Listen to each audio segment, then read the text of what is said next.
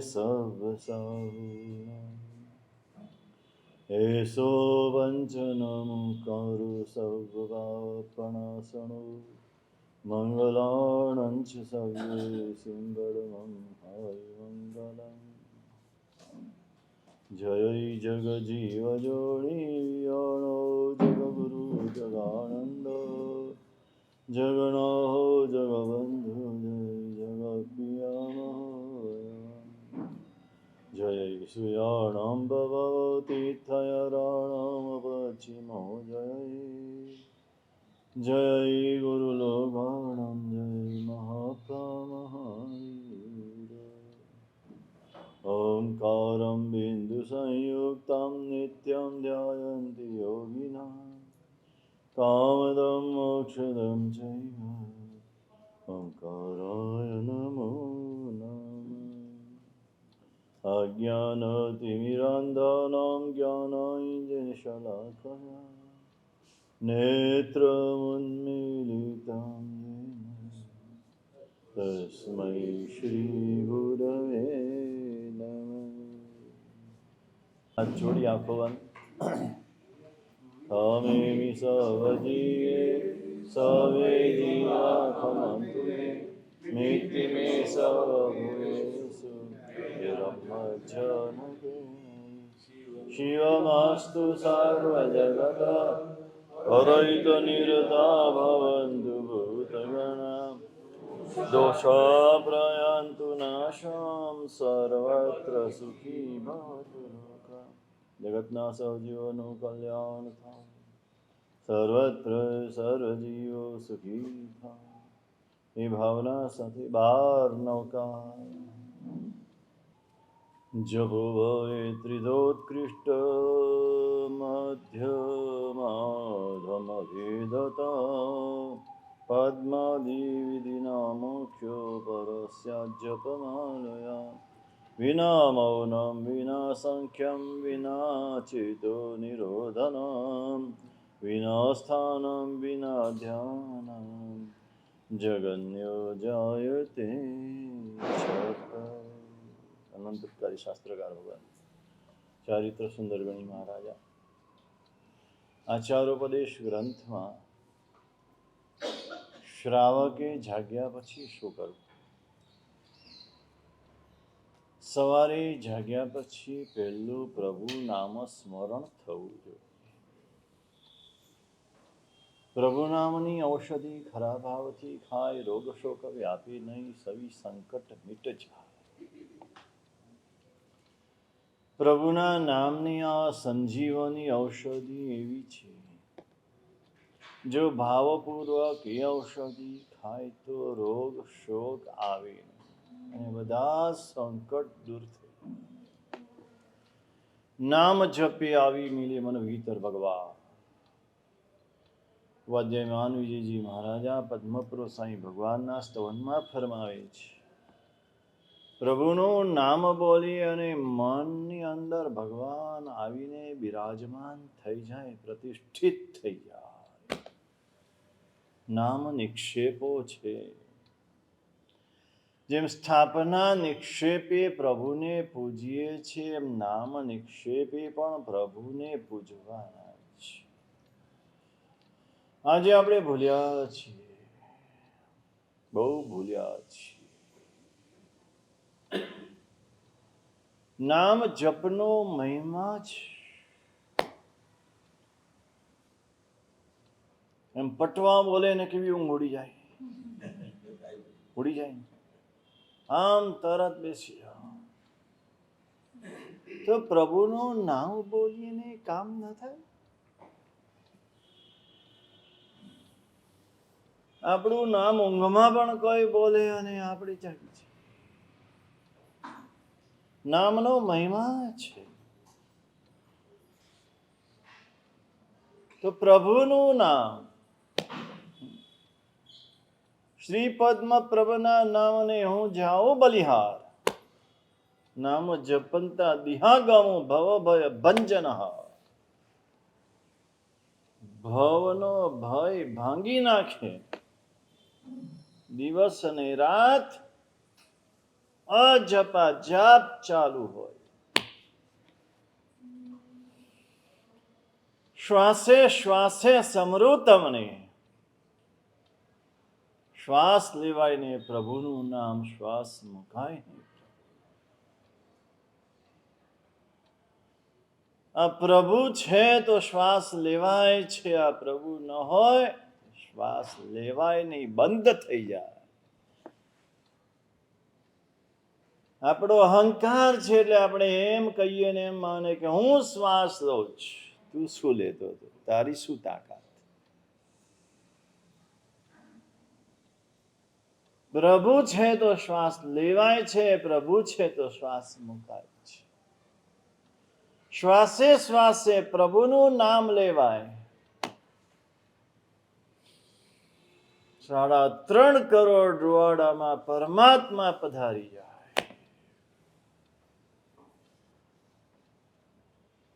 તાકાત છે પ્રભુના નામની.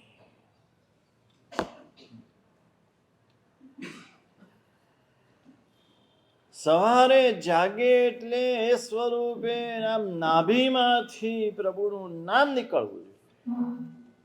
નાભીમાંથી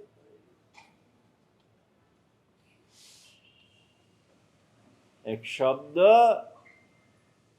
જીભથી હોઠથી તાળવાથી બોલાય છે ને એક શબ્દ નાભીમાંથી નીકળે છે. નાભી સ્વરની કિંમત છે.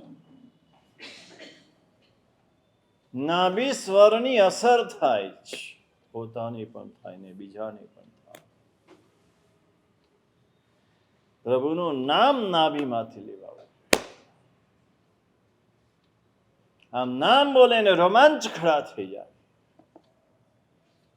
નળ દમયંતીની કથામાં એ વાત આવે છે. નળ ચાલ્યા ગયા છે. દમયંતી નળના વિરહમાં આકુળ વ્યાકુળ છે. વિરહની વ્યથા તો જેને ભોગવી હોય તેને ખબર પડે.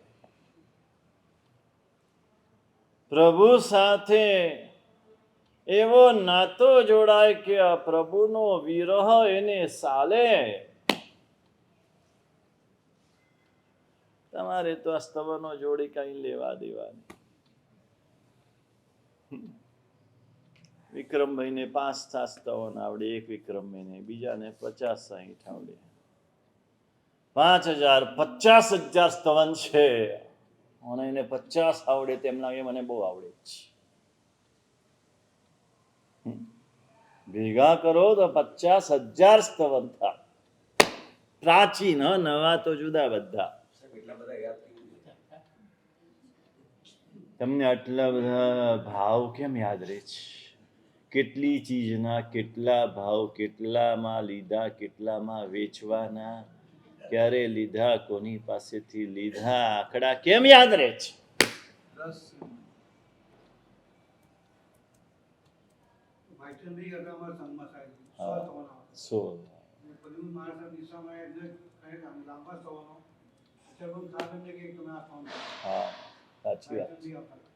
સાચી વાત છે. એવા શ્રાવકો છે. ઓપેરામાં નરેન્દ્રભાઈ હતા, નરેન્દ્રભાઈ હરિભાઈ ધૂણસાવાળા મોટી પોળના હતા. સરસ આમ લેકાતી સ્તવન ગાય અને 200-250 સ્તવન.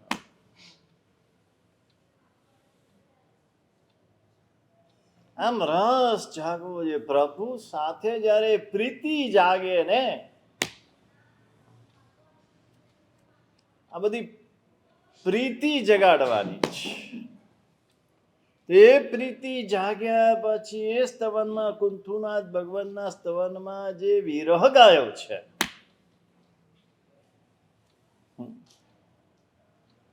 કુંથુ જીનેશ્વર જાણો જો રહીલાલ, મુજે મનનો અભિપ્રાય રે જીનેશ્વર મોરા.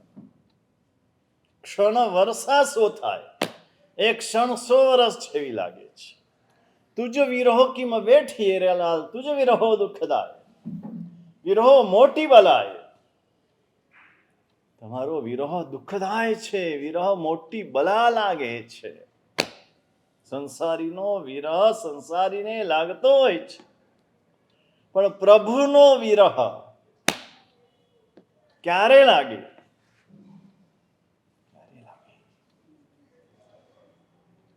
ભક્તિનો આ ક્રમ જ છે.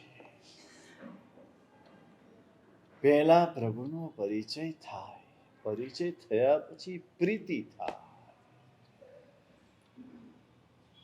આ પ્રીતિ થયા પછી હવે એના વિના રહેવાય નહીં, એટલે એનો વિરહ ચાલે. જેને પ્રીતિ ન હોય એને વિરહ ન લાગે.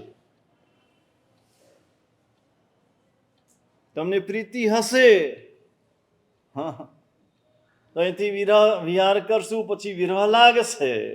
જેટલાને જેટલી પ્રીતિ હશે એટલો વિરહ લાગશે, અને બાકી પ્રીતિ નહીં હોય તો મારા સાહેબ આમ ગયા ને આપણે આમ ગયા, ટેવાઈ ગયા.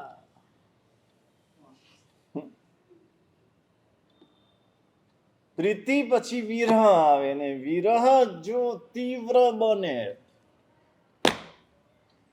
વિરહની જેટલી તીવ્રતા તો પછી મિલન થાય પરમાત્મા સાથે, અને મિલન થાય તો પછી આનંદ આવે.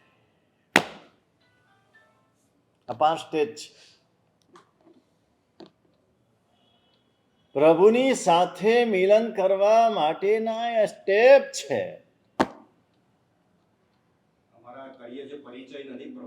હા, પરિચય જ નથી. પ્રભુનો બાહ્ય કે આંતરિક કોઈ પરિચય જ નથી. ખામી ત્યાં છે, કચાશ ત્યાં છે. જે ક્ષણે પરિચય થાય તો પ્રીતિ થયા વિના ના રહે. ચેલેન્જ ગેરંટી સાથે કહું છું. બાહ્ય ને આંતરિક પરિચય જો પ્રભુનો થઈ જાય, આ પ્રભુ કોણ છે, આ પ્રભુ શું છે, અને છે આજે પણ એવા ભક્તો છે. ખાલી જૈનમાં નહીં, જૈનેતરમાં, ખાલી હિન્દુમાં નહીં, મુસલમાનમાં પણ. કોઈ એમ નહીં કહેતા કે મુસલમાન બધા ખરાબ. ભગવાન ના પાડે છે. કોઈને ખરાબ કહેવાની ભગવાન ના પાડે છે. કોઈના પર દ્વેષ કરવાની ના પાડે છે. હિન્દુ હોય, મુસ્લિમ હોય, ખ્રિસ્તી હોય, પારસી હોય, શીખ હોય, ઈસાઈ હોય.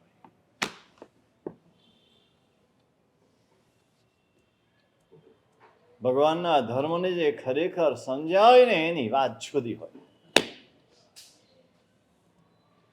આપણે સમજ્યા નથી એટલે લૌકિકતામાં રાખીએ છીએ.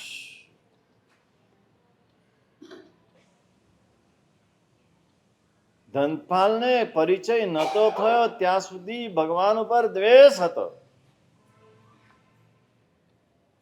શોભન મુનિના ભાઈ ધનપાલ જન્મથી બ્રાહ્મણ, અને બ્રાહ્મણ કુળમાં જન્મેલા એટલે શ્રમણ પરંપરાના દ્વેષી હતા, બ્રાહ્મણ પરંપરાના પ્રેમી હતા. પણ જે ક્ષણે પરિચય થયો, અતિશય રાગ, અતિશય એટલે આજે ભાગ્ય કોકને હોય એવો રાગ. રંગ લાગ્યો ચોલો મજી ઠરે નવી જાય, ડાકણા દી ઠરે અમે રાગી થઈને કઈ સુરે, શુભ વીરને ચરણે રહીશું રે.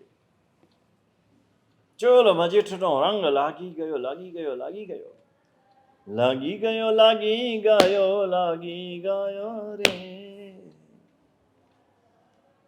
પરિચય થયો તો લાગ્યો. અને માત્ર બાહ્ય પરિચય નહીં, આંતરિક અંતરંગ પરિચય થયો, જે ગુણનો પરિચય. વ્યક્તિનો પરિચય થાય છે, વ્યક્તિત્વનો પરિચય થતો નથી. બાહ્ય સંબંધનો પરિચય થાય છે, આંતરિક ગુણનો પરિચય નથી થતો. અને એ થયા પછી જે આહા શું વિરહ ગાયો છે. અમે સ્તવન બોલીએ ને આમ એમ લાગે કે કવિ કઈ દશામાં હશે. મનોદ વધાધા રૂખડારે લાલ, પાલવે વલી વરસાદ.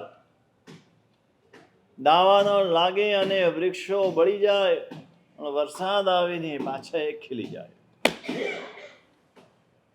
પણ તુજ વિરહા નલ ના બળ્યા રે લાલ. તમારા વિરહરૂપી અગ્નિથી બળેલા જીવો તો અનંત ગમાય, અનંત ભવ સુધી બચારા પીડાયા. કાલ અનંત ગમાય. એવી જ વિરહની વાત આ નળ અને દમયંતીની છે. પતિના વિરહમાં પત્ની કેવા થઈ જાય. અત્યારે તો ખુશ થાય, કૌંસમાં બોલું છું, જલસા કરે કે હા થોડા દિવસ શાંતિ થઈ, આ રૂચાઈના ગયા, 15 દિવસે આવશે આપણે શાંતિ. આવું જ લાગે ને.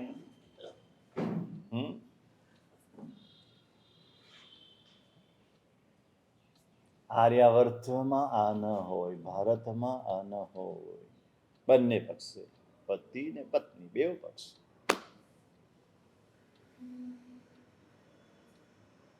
દમયંતી જુરે છે. સાજ શણગાર કરવાના છોડી દીધા, સારા વસ્ત્રો પહેરવાના છોડી દીધા, ઘરેણા પહેરવાના છોડી દીધા. એક ખાલી સૌભાગ્યવતીના ચિહ્ન રાખ્યા, સારું ખાવાનું છોડી દીધું. ઊંઘ તો છોડી નથી, છૂટી ગઈ. નિદ્રા વેરણ થઈ.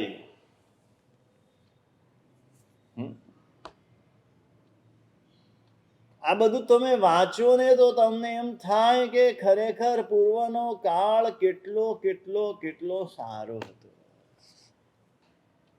અને આજે કેવો કાળ આવ્યો.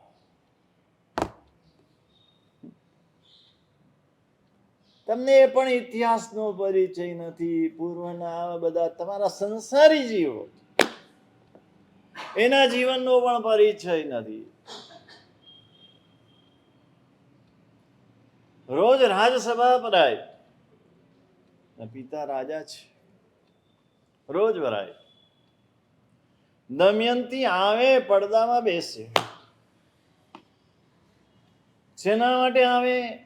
કે રાજસભામાં અનેક અનેક જાતના લોકો દૂર દૂરથી આવે. એની પાસે કંઈક નળના સમાચાર મળી જાય એ સાંભળવા માટે આવે. આશા દેવી, આશા દેવી છે. મોટા ભાગના જીવો આશાના આધારે જીવતા હોય છે.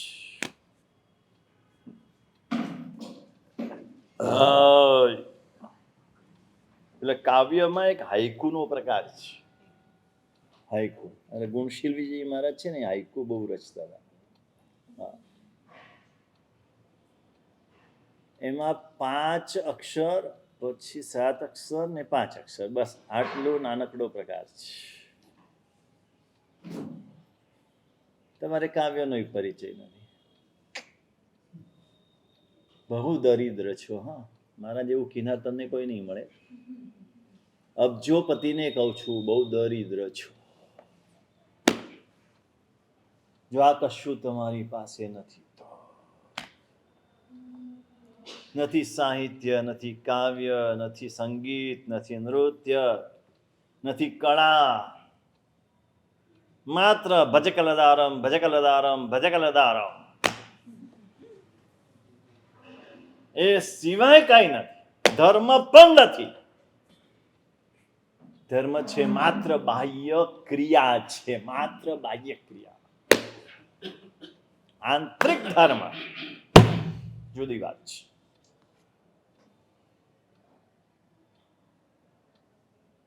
આંતરિક ધર્મ ગુણાત્મક છે, બાહ્ય ધર્મ ક્રિયાત્મક છે. ગુણો કેળવાયેલા હોય આંતરિક ધર્મ કહેવાય. સરળતા, નમ્રતા, ઉદારતા, વિશાળતા, ભાવુકતા, ભદ્રિકતા, આ ધર્મ છે.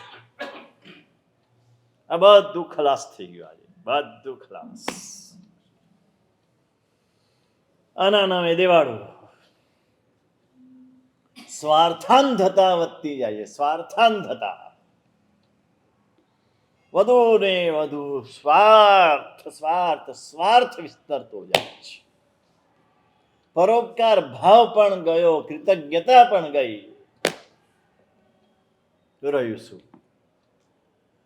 પરોપકાર નહીં, પરોપકાર ભાવ. બે જુદું છે. સતત એના ભાવને પરોપકાર કરવા. પરસ્પર ઉપગ્રહો જીવાના લક્ષણ છે. પરસ્પર એકબીજા ઉપર અનુગ્રહ જીવ કરી રહ્યા છે. અધર્મ છે.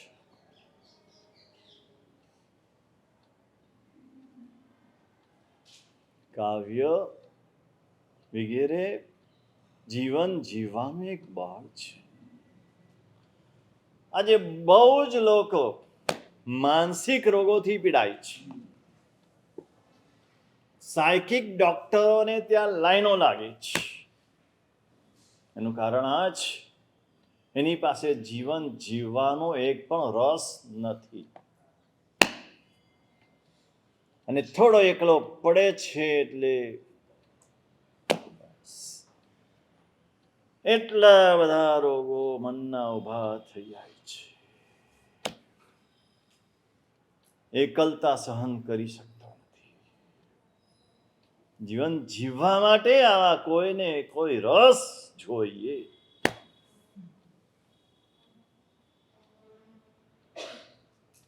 અને રસથી જીવન જીવાય છે, પણ સાત્વિક રસ. કારણ કે પેલા તામસિક રસ તો એ ઉંમર સાથે હોય છે. તમારી ઉંમર વીતી ગઈ એટલે એ રસ રહેતો જ નથી. પછી એમાં ટીવીમાં ને પિક્ચરમાં ને હરવા ફરવામાં ને પછી રસ પડતો જ નથી. અમુક ઉંમર પછી તો શું કરશે? આવો કોઈ રસ. અમારા ગુરુ ભગવાનનું મેગેઝિન બહાર પડતું, પાઠશાળા. આમાં કોને ત્યાં નિયમિત આવતું હતું? ભરતભાઈ, તમારે પંકજભાઈ, તમારે આવતું. વાંચતા હતા ખરા? ખોટું વાત.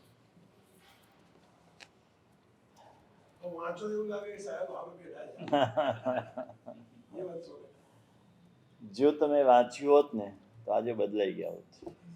એમ દિલથી કહું છું. જેણે બરાબર વાંચન કર્યું એનું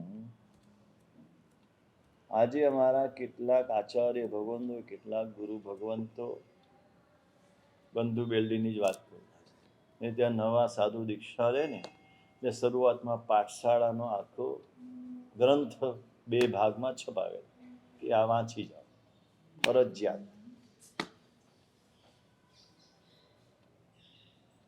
એક એની રસ, એની રુચિ ઘડવા માટે. અને જે ઊંચાઈ છે, વિચારોની ઊંચાઈ છે, લખાણની ઊંચાઈ છે,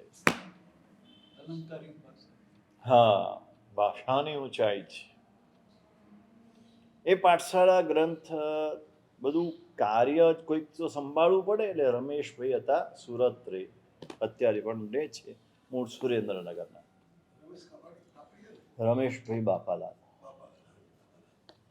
પેલા જીતુભાઈ કાપડિયા તો અમદાવાદના. એ તો અલગ, એ આંગળિયાનું કુરિયરનું કામ કરે. હા, કીર્તિભાઈ ને એ બધા સેવક તરીકે. પણ આ આખું સાહેબ લખી દે એટલે એને મઠારવાનું, ગોઠવવાનું, સરસ રીતે રજૂ કરવાનું, ચિત્રો મૂકવાના, ક્યાં શું મૂકવું, કઈ રીતે મૂકવું, લખાણ જોયા પછી પણ એમાં આવું હોય તો વધારે સારું, આમ કરો તો વધારે સારું. હા, એ રમેશભાઈની જિંદગીની મારે વાત કરી છે. રસવાળું જીવન. અમે સુરત ચોમાસું હતા, અઠવા ગેટ, વિક્રમ સંવત 2055. હા, એટલે કેટલા 25 વર્ષ થયા. એ 25 વર્ષ પહેલા એ નિવૃત્ત થયા. લગભગ ત્યારે એની ઉંમર 60 આસપાસ હતી.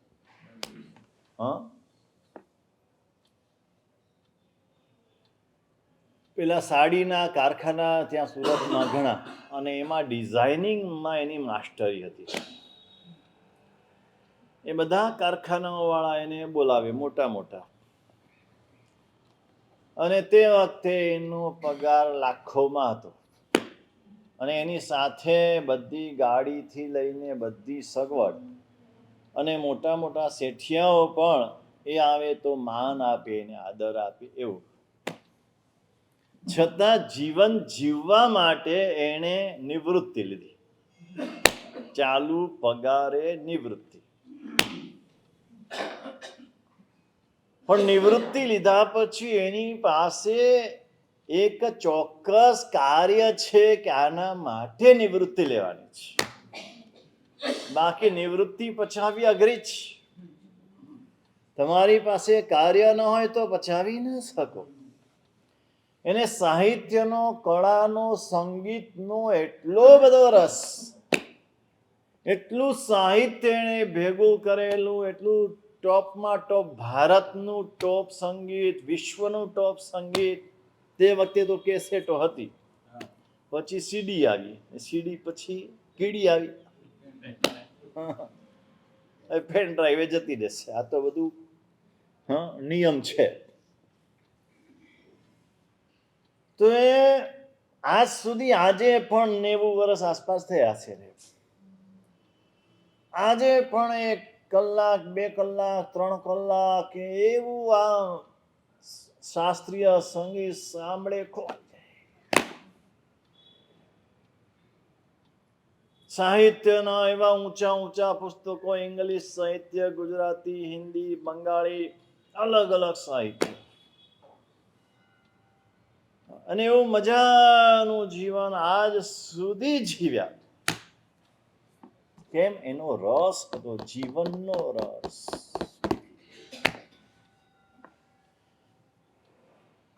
તો રસવાળું જીવન બને, આમ જીવંત, પ્રાણવાન હોવું જોઈએ. જીવન આમ નિરસ થઈ જાય, અને આમ જીવવા ખાતર જીવતો હોય, અને કે હવે તો ભગવાન લઈ લે તો સારું છે, પગ હાલતા ચાલતા હોય ત્યાં સુધી જતા રહીએ તો સારું છે. જીવન નથી. લાગે આમાં જ હમણાં સરસ વાંચ્યું હતું. સ્થિતિ એવી હોય કે વહેલું જવું નથી, અને તેડું આવે તો ના પાડવી નથી.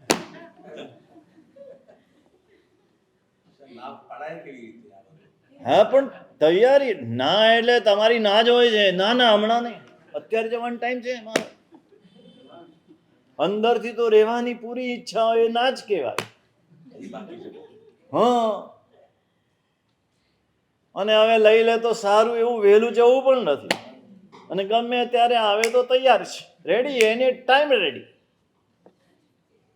કરવા જેવું કર્યું છે, જીવવા જેવું જીવ્યું છે. હવે કોઈ મનોરથ નથી, કોઈ ઈચ્છા નથી, કોઈ અભરખા નથી. લઈ જાય તો, અને રહેવું પડે 100 વર્ષ, 110 વર્ષ, તો પણ રહેવાની તૈયારી જ છે. જેટલું રહેવું પડશે એની શું કરવું એની તૈયારી રાખેલી હોય. અમે આચાર્ય ભદ્રગુપ્ત સુરી મહારાજને મળ્યા હતા આજ અમદાવાદમાં, સેટેલાઇટમાં, છેલ્લે બંગલામાં રહેલા, અને છેલ્લા થોડા વર્ષની જ વાત છે. કેટલું એમના જીવનમાં પણ બહુ ચેન્જ આવ્યું, પણ બધા ચેન્જને હસતા હસતા સ્વીકારી લીધું. પહેલા શારીરિક તબિયતના કારણે પંચગીની ઠંડા પ્રદેશમાં રહેવાનું ડોક્ટરે કીધું, તો ત્યાં ગયેલા. હવે ત્યાં તકલીફ એવી વધી ગઈ, એટલે કે હવે તમારે ગરમ પ્રદેશમાં જવાનું, તો એ અમદાવાદ આવીને રહ્યા.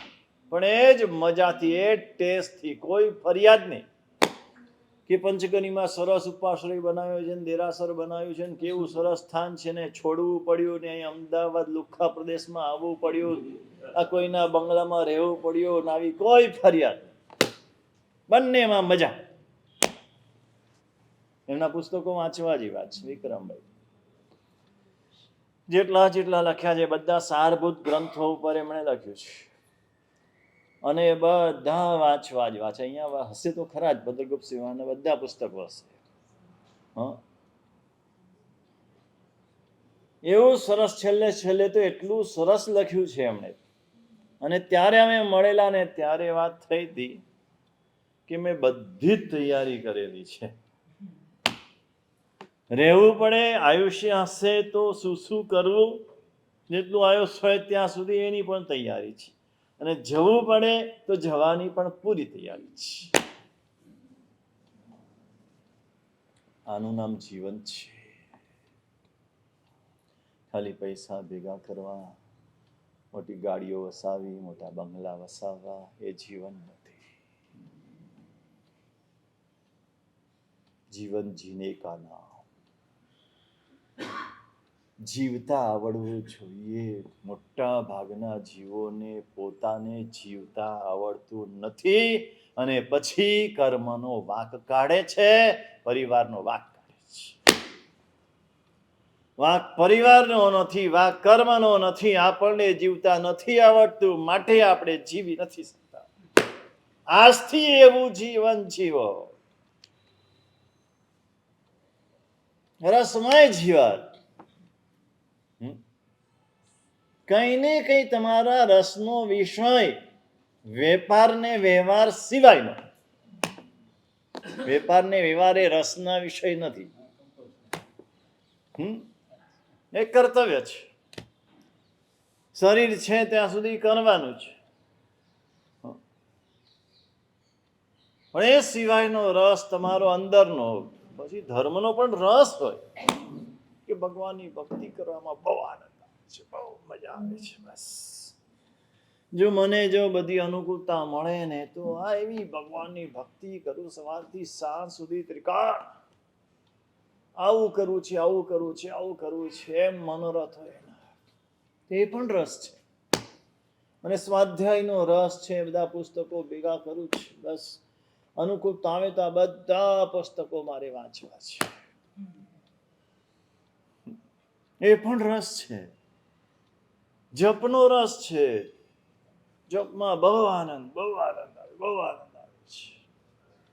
એ બધું ગોઠવાઈ જાય તો મારે 1 કરોડ નૌકાર ગણવા જ છે અને આવી રીતે ગણવા છે. તીર્થ સ્થાનમાં જઈને શાંતિથી રોજની 50 માળા 100 માળા એકમાં લીન બનીને મારે તીર્થ સ્થાનમાં જઈને ગણવા છે. આઈબિલમાં અનુકૂળતા નથી આવતી પણ એકાસના કરીશ ને એકાસના કરીને ગણીશ. મહિનો 2 મહિના 4 મહિના શાંતિથી રહીને નૌકારનો જપ કરવો છે. આપણે એ નથી કરી શકતા. કલાકથી વધારે બેસી શકતા નથી, અડધો કલાકથી વધારે બેસી શકતા નથી. એક પુસ્તકના 2-5 પાના વાંચીને થાકી જઈએ છીએ. ભગવાનની ભક્તિ તો કલાક કરીએ એટલે બહુ થઈ ગયું એમ માની લઈએ છીએ. તો પછી શું થશે? જ્યારે શરીર અટકશે શું કરશો? કેવું જીવન જીવશો? કેવી રીતે જીવશો? મર્યા પછી શું કરવું એનો વિચાર નથી કરવાનો. જીવવું ત્યાં સુધી કઈ રીતે જીવવું એનો પ્લાન તમારી પાસે હોવો જોઈએ. 4 દિવસની મુસાફરી માટે પ્લાન કરનારો માણસ આ જીવન માટે કોઈ પ્લાન કરતો નથી.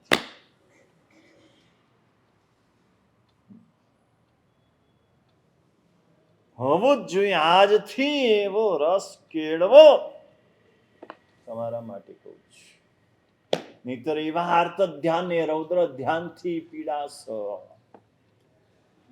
મેન્ટલી ડિપ્રેશન, આજે રોગ વધતા જાય છે, આ ડિપ્રેશનમાં આવી જશો. સાયકિક ટ્રીટમેન્ટ કરાવવી પડશે જો નહીં છે તો.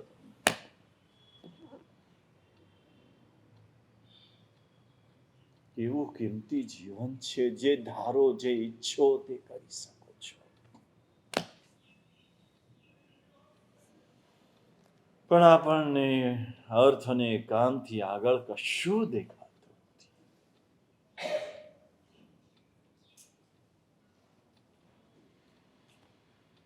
વાત કરતા હતા દમયંતીની.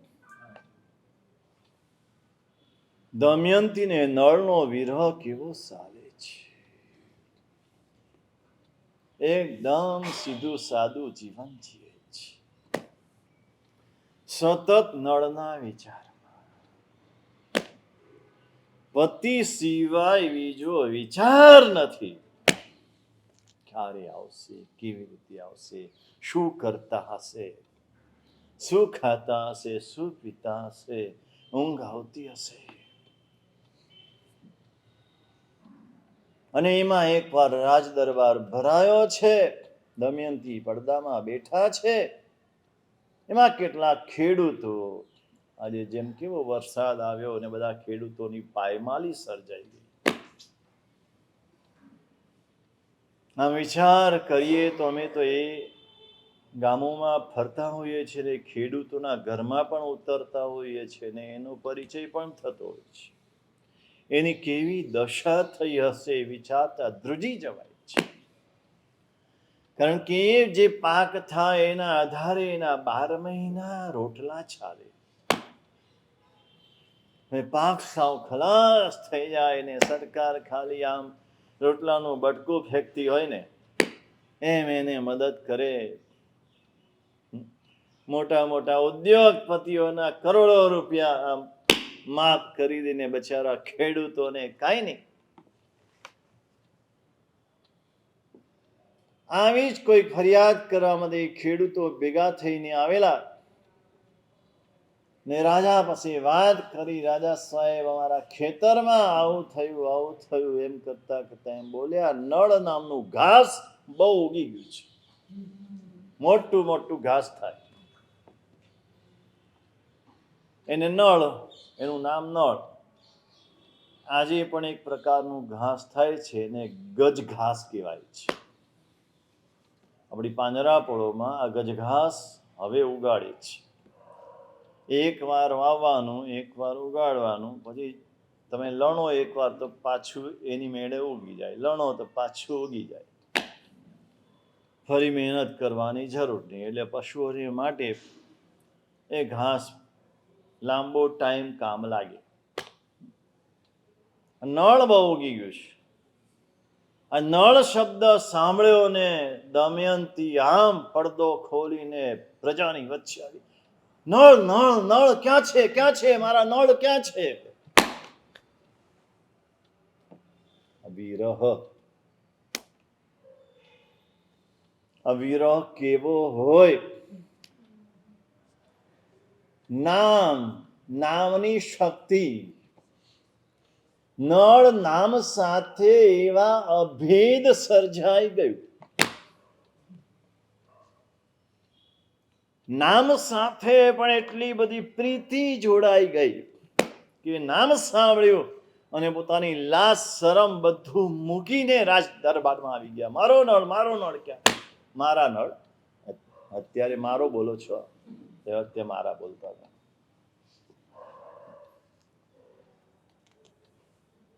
બધા છોબીલા પડી ગયા. પછી એકદમ ભાન થયું એટલે પાછા પડદામાં જતા રહ્યા.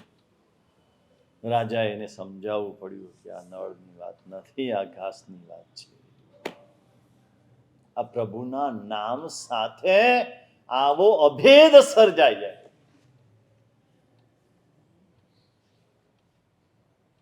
પ્રભુનું નામ એ સાક્ષાત પરમાત્મા છે. જે મૂર્તિ એ સાક્ષાત પરમાત્મા છે એમ નામ પણ સાક્ષાત પરમાત્મા છે.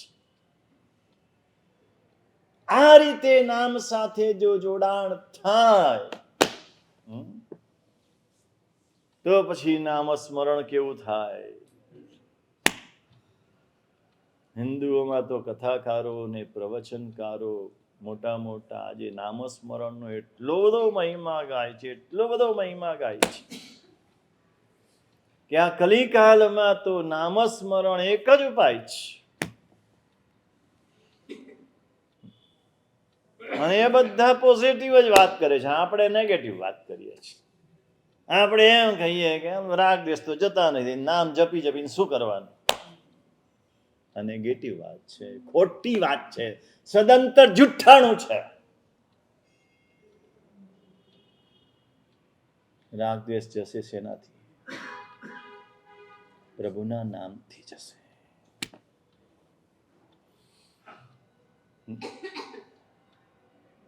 સંસારીના નામથી રાગ દ્વેષ જવાના છે, પ્રભુના નામથી જશે.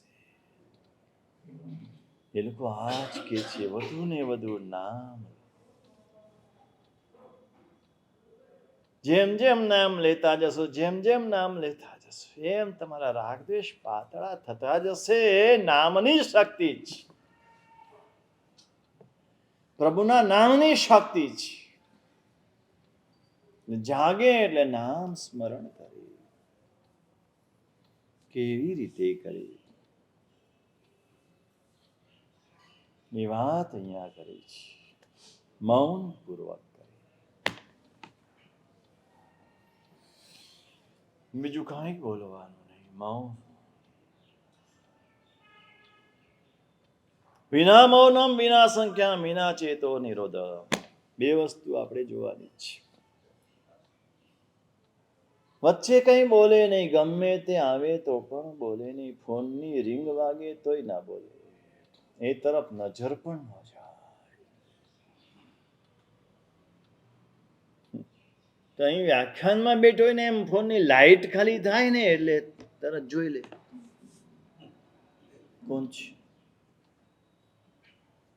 કેટલી ચંચળતા, કેટલી અસ્થિરતા,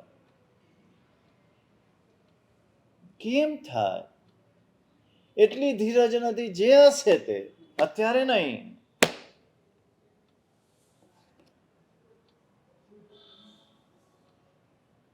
શા માટે?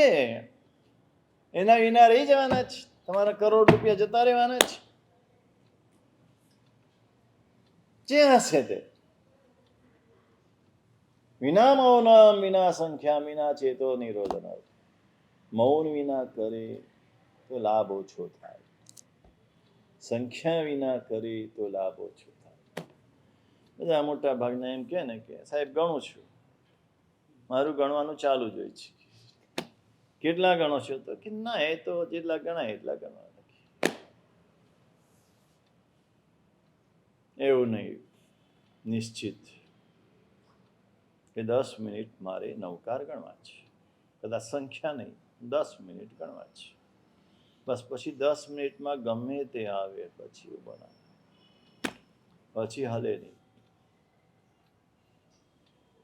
આ એક સામાયિક મારે બસ નવકાર ગણવામાં વિતાવો છે, ફિક્સ.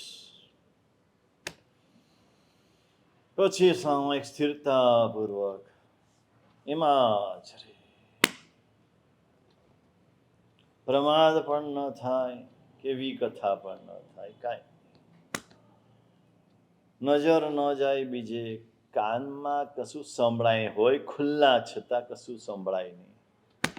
નૌકારમાં એવો લીન થઈ ગયો હોય, ખોવાઈ ગયો હોય, ખબર નથી શું ચાલે. ઘંટ વાગે ને તોય અવાજ ન સંભળાય, ને ઘડિયાળના ટકોરા પડે ને તોય અવાજ ન સંભળાય. આ તો કોઈનો પદરવ આવે સેજ તોય કોણ આવ્યું? ભાઈ જ્યાં આવ્યું ત્યાં આવશે, તો શા માટે? કારણ કે એ બધાને આપણે એટલું બધું મહત્વ આપ્યું છે. આ નૌકાર કરતા એની મહત્વ વધારે આપીએ છીએ, માટે આ દશા છે. મહત્વ એનું છે કે નૌકારનું છે. પેલો આખો દિવસ કરવાનું છે, એક સામાયિક નૌકાર ગણવાના છે. અત્યારે બીજું કાંઈ નહીં, બસ ફિક્સ. વિના ચેતો નિરોધન, વિના સ્થાનમ વિના ધ્યાન. સ્થાન નિશ્ચિત હોય, એક કટાશનું, એક ચરવડો, એક મોમબત્તી, એક નૌકારવાળી, એ જ વસ્ત્ર, 2 જોડ રાખવાના, એ જ વસ્ત્ર પહેરવાના, બીજા વસ્ત્ર પણ નહીં. એમ પૂજાના વસ્ત્ર જુદા હોય, એમ સામાયિકના વસ્ત્ર, જપના વસ્ત્ર જુદા હોય, એ જ પહેરીને કરવાના. માળા પણ એ જ જોઈએ, એક જ જગ્યા રાખવાની, એ જ જગ્યાએ બેસીને કરવાની. એક તમારા ઘરમાં નાનકડી એક જગ્યા, ભગવાન જ્યાં હોય ને ભગવાન સામે તમે એક જણ પણ બેસી શકો એટલી જગ્યા હોય છે. ખાલી ઘરના રૂમમાં એક નાનકડો કબાટ મૂકી દીધો ને ત્યાં બધું થતું હોય એ રૂમમાં, એવું નહીં. આટલી પાટ જેટલી જગ્યા ભલે હોય, પણ એ ભગવાન માટેની જગ્યા, ત્યાં બેસીને તમે જપ કરો, ત્યાં બેસીને સ્તુતિ કરો, ત્યાં બેસીને સામાયિક કરો, ત્યાં બેસીને સ્વાધ્યાય કરો. એક નાનકડો કબાટ, એ કબાટમાં 25-50-100 પુસ્તક હોય. ગુણવંત શાહ લેખક છે ને, એને એકવાર લખ્યું હતું કે જેના ઘરમાં નાનકડી પણ પુસ્તકની લાઇબ્રેરી ન હોય એના ઘરમાં તમારી દીકરી આપવી નહીં.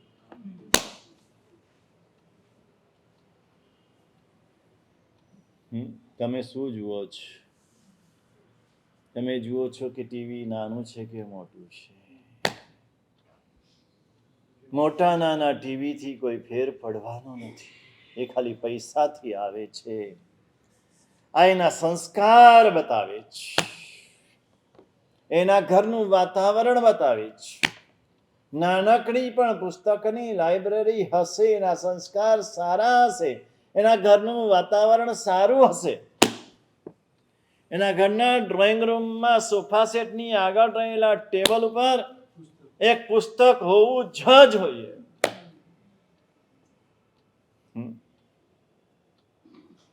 કોઈ પણ આવે બેસે, એક પાનું ફેરવે, 2 લીટી વાંચે, કામ થઈ જાય. આ બધું કરવા જેવું છે. તમારા ઘરને એવી રીતનું રાખો. અમારા શ્રાવિકાઓને ખાસ કહેવાનું, એના હાથમાં જ એક જ ભગવાન પણ હોય, નાનકડા હોય પણ એવા સરસ હોય, એવા સરસ હોય. આમ તમે જુઓ ને ઠરી જાઓ, એવા ભગવાન જોઈએ. આમ એવો મુખારવિંદ હોય, સૌમ્ય, શાંત, પ્રસન્ન મુખમુદ્રા. તમારું ગમે તેટલા આદિ વ્યાધિ ઉપાધિ હોય, ઘર મંદિરમાં ભગવાનની સામે 1-2 મિનિટ ઉભા રહો અને મનના સંતાપ શાંત થઈ જાય.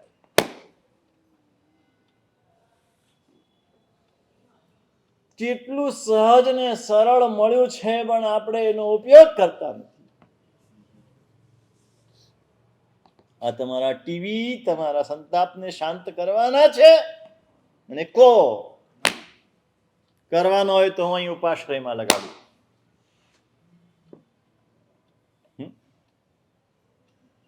આનાથી થશે. થોડું સમજો.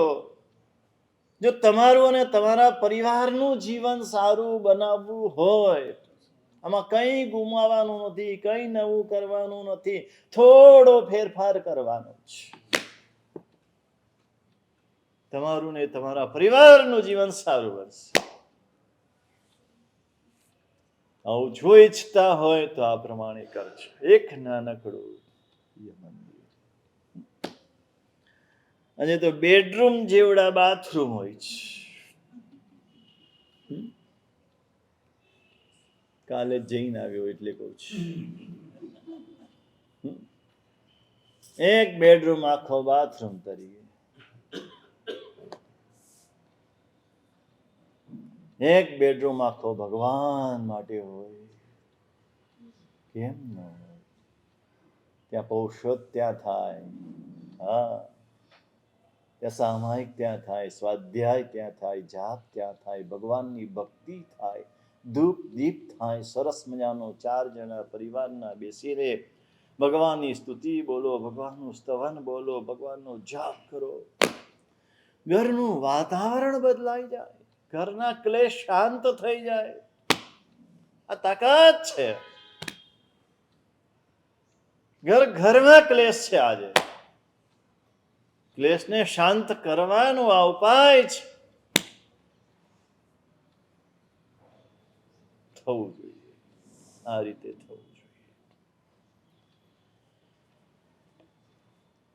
2 વાત હવે કરવાની છે, ધ્યાન અને ચિત્ત નિરોધન. આ બે વિના જાપ જગન્ય ફળ આપે. વિના ધ્યાનમ વિના ચેતો નિરોધનમ. અચિત્તનો નિરોધ શું છે ને ચિત્તનો નિરોધ કેવી રીતે કરવો અને ધ્યાન શું છે અને જાપ ધ્યાનપૂર્વક જાપ કેવી રીતે કરવો. એક ધ્યાન સ્વતંત્ર છે અને એક જાપ અને ધ્યાન બે સાથે કેવી રીતે કરવો અને એના દ્વારા ઉત્કૃષ્ટ ફળ આત્માને કેવી રીતે પ્રાપ્ત થાય. અત્યારે જગન્ય ફળ તો મળે છે, જગન્યમાં સંતોષ હોય તો કંઈ આગળ વધવાની જરૂર નથી. જગન્ય ફળમાંથી મધ્યમ ફળમાં જવું હોય, મધ્યમ ફળમાંથી ઉત્કૃષ્ટ ફળમાં જવું હોય તો ધ્યાન અને ચિત્તના નિરોધપૂર્વક જાપ થવો જોઈએ. ધ્યાન અને ચિત્તના નિરોધપૂર્વક જાપ કેવી રીતે થાય શાસ્ત્ર અધિકાર વર્તન. સર્વમંગલ માંગલ્યમ સર્વકલ્યાણકારણમ પ્રધાનમ સર્વધર્માણામ જૈનમ જયતિ.